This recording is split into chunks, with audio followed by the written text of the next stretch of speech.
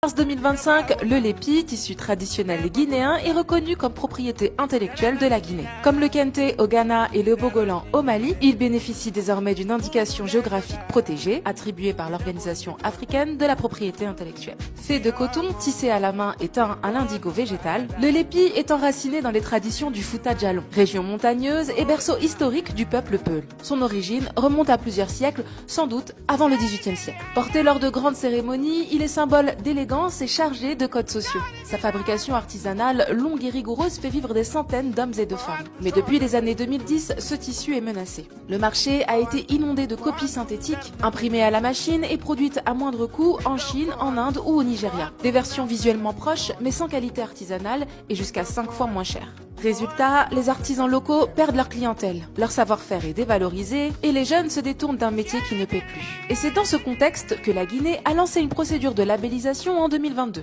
3 ans plus tard, la reconnaissance est officielle. Le lépi devient le premier produit artisanal guinéen à bénéficier d'une indication géographique protégée. Ce label garantit que seul un tissu fabriqué en Guinée dans des zones géographiques précises, avec du coton local, une teinture végétale et un tissage manuel, peut légalement porter le nom de lépi. Cette reconnaissance protège un savoir-faire ancien et valorise le Made in Guinée. Et elle permet aussi de structurer toute une filière. Des tisserands de l'abbé aux teinturières de Dalaba, jusqu'aux créateurs guinéens qui utilisent le lépi dans leur collection. Plus qu'un tissu, le lépi c'est un langage textile qui porte en lui une part de l'identité de la Guinée.